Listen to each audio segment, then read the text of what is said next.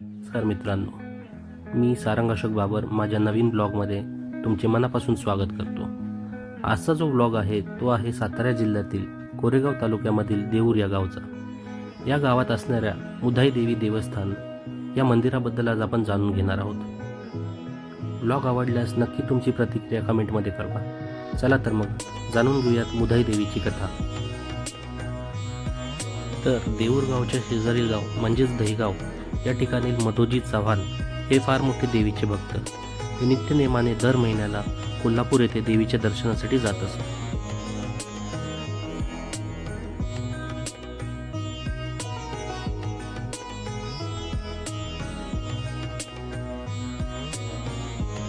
मधोजी चव्हाण यांचा हा नित्यक्रम म्हणजेच दहीगाव देऊर सातारा मार्गे कोल्हापूर हा पायी प्रवास म्हणजे एका प्रकारची त्यांची देवीसाठी ही केलेली वारीच होती. हा नित्यक्रम त्यांनी अखंड अनेक वर्ष चालू ठेवला होता. त्यांची तपश्चर्या आणि भक्ती पाहून देवी त्यांच्यावर प्रसन्न झाली आणि म्हणाली, सांग भक्ता, तुझी काय इच्छा आहे. यावर मधोजी आबा म्हणाले की हे आई, मला काय दर महिन्याला तुझ्या दर्शनासाठी येणे शक्य होणार नाही, त्यामुळे तूच आमच्या गावी यावंस ही माझी इच्छा आहे. देवी त्यावर तथास्तु म्हणाली, पण देवीने एक अट ठेवली. देवी त्यांना म्हणाली, भक्ता, मी तुझ्यासोबत तुझ्या गावी यायला तयार आहे, पण कोल्हापूर ते दहीगाव मी येईपर्यंत तू मागे वळून पाहायचं नाहीस. मी तुझ्या मागोमाग येत राहीन आणि माझ्या पैंजणांचा आवाज तुला येत राहील. ज्या ठिकाणी तू मागे पाहशील त्या ठिकाणी मी अंतर्धान पावेन. मधोजी आबा हो म्हणाले आणि त्यांचा परतीचा प्रवास सुरू झाला. दोघेही दहीगावच्या दिशेने पायी प्रवास करू लागले.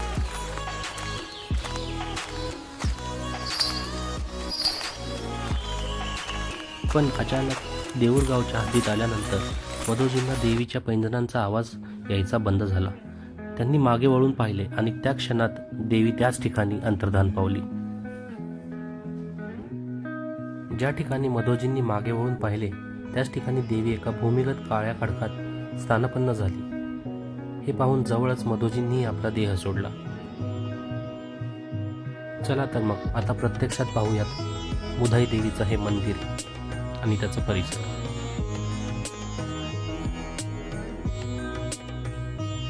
हेच ते स्थान जेथे देवी स्थानापन्न झाली.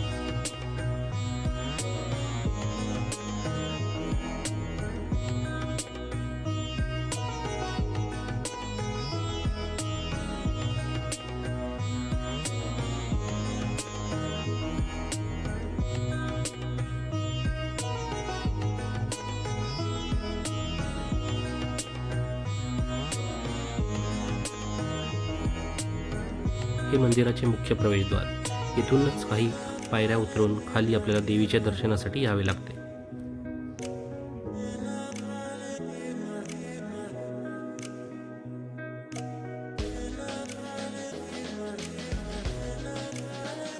हा आहे मंदिराचा परिसर.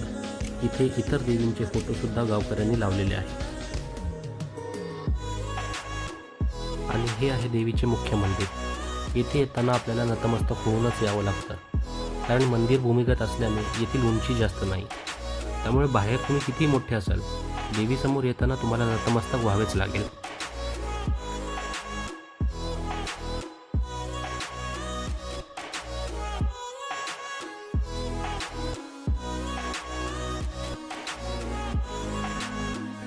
मुख्य गाभाऱ्यात प्रवेश करायला एक 1.5 फूट बाय 2 फूटचा एक साधारण दरवाजा आहे. यात तुम्हाला प्रवेश करताना बसूनच जावं लागतं. तुम्ही तब्येतीने किती जाड असतात तरी इथे तुम्ही अडकणार नाहीत, हे येथील वैशिष्ट्य. चला तर आता मुधाई देवीचे दर्शन करूयात.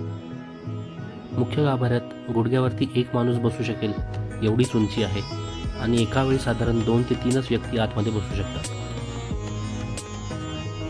ही आहे मुधाई देवीची मनमोहक अशी मूर्ती.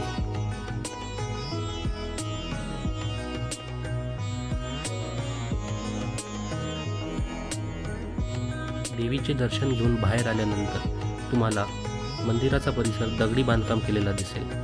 या ठिकाणी पंचक्रोशीतील भाविक येऊन देवीचा गोंधळ घालतात. देऊर, दहीगाव आणि पंचक्रोशीतील गावांना दर 3 वर्षांनी देवीचा गोंधळ घालावा लागतो. ही इथली परंपरा आहे आणि भाविकसुद्धा न चुकता ती पार पाडत असतात. भागात आपण पाहूयात मधोजींचे मंदिर आणि देवीच्या गोंधळाचे काही क्षण. हा व्लॉग आवडला असल्यास तुमची प्रतिक्रिया कमेंट बॉक्समध्ये नक्की कळवा. धन्यवाद. भेटूया लवकरच पुढच्या भागात.